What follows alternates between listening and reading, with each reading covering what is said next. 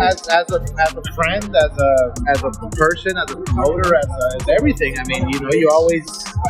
I don't know. Sometimes I think that that's not him. It's like, why? What's going on? Like, why are we beefing? Why are we? It's like, I don't understand. Maybe it's the nerves. Golden Boy didn't abandon. Ryan, when you win, you don't have too much to talk about, right? When you lose, you normally have a lot to talk about. Yeah. Let me tell you something. Golden Boy is always, and I've been 20-something years, never abandoned. The relationship between Ryan Garcia and his promoter, Oscar de la Hoya, has always been complicated. While they've had a strong partnership for years, it now seems like that bond is beginning to break down. Recently, Garcia revealed that he plans to leave Golden Boy Promotions and start his own promotional company. This announcement didn't come out of nowhere. Many fans and insiders have noticed the growing tension between the two. In fact, this move feels very similar to what we saw with Gervonta "Tank" Davis when he decided to take control of his career and step away from his own promoter. I want you to fight. I want you to be a legend. Did you think I wanted him to fight Tank Davis with a rehydration clause? Hell no. I'm looking out for him. In a recent exchange between Ryan and Oscar, Garcia shared that he felt De La Hoya wasn't truly there for him during some of his toughest moments, most notably when he was dealing with mental health struggles and personal challenges. Instead of showing support behind the scenes, De La Hoya chose to speak out publicly, criticizing Garcia and even calling his behavior sickening. For Garcia, who has been open about his mental health battles, that was incredibly difficult to hear. If De La Hoya truly cared about him the way he claimed, why didn't he offer support in private? Why turn to the media with harsh words rather than stand by his fighter? To Ryan, that moment felt like a deep betrayal, and it's clear that feeling has stayed with him. I want you to fight. I want you to be a legend. Do you think I wanted him to fight Tank Davis with a rehydration clause? Hell no. I'm looking out for the things he went through. Are you guys going to get back on the same page together? I'm always open to peace, Garcia replied. Yeah, I love that. But business is business. As for friendship and peace, I'm always there for it. You know me, I'm not the type of guy to hold grudges. That's why fans love you. You're always super classy. Of course.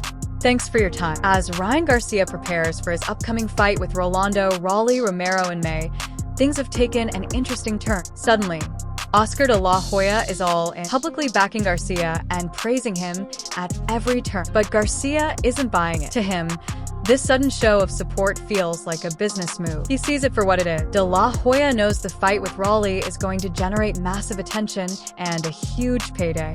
Now, he's stepping back into the spotlight, playing the role of the proud promoter.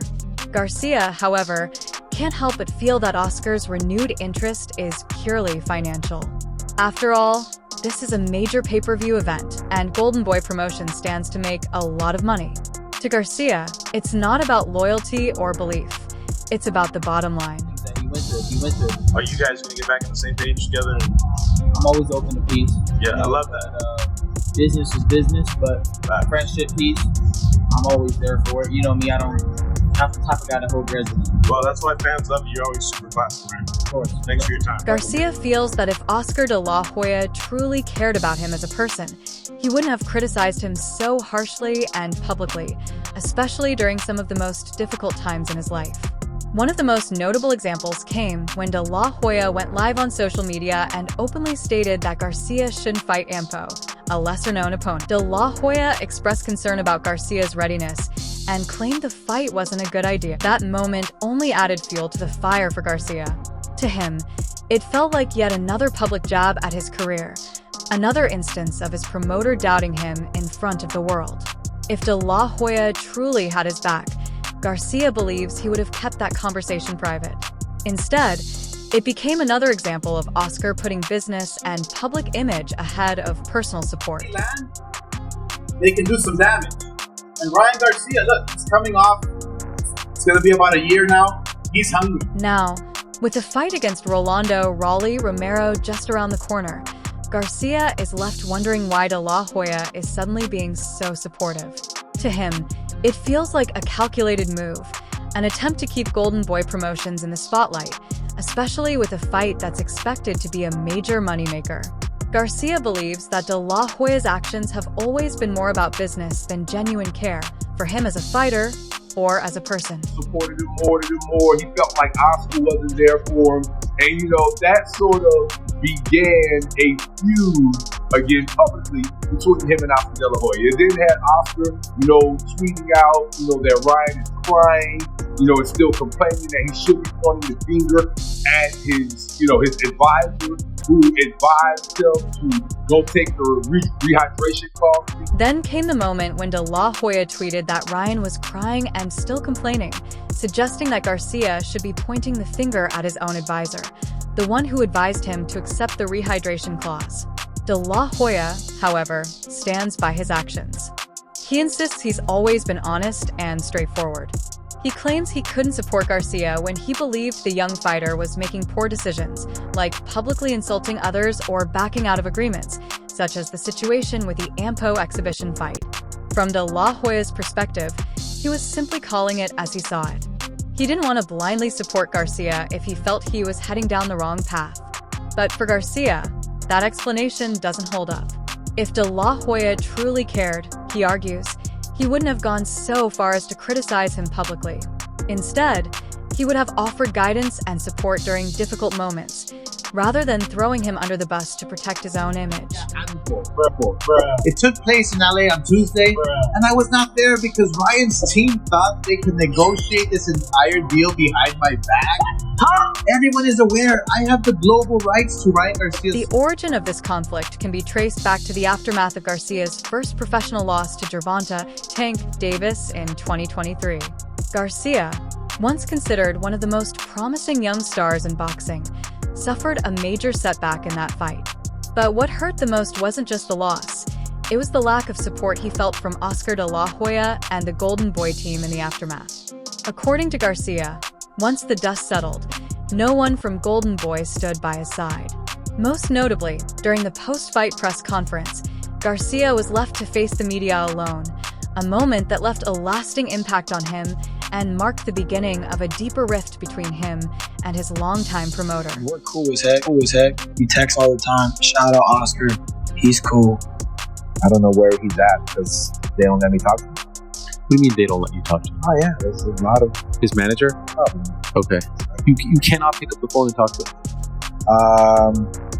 I can because I have his number, but he never answered. This sense of abandonment was a hard blow for Garcia, and in the heat of the moment, he lashed out.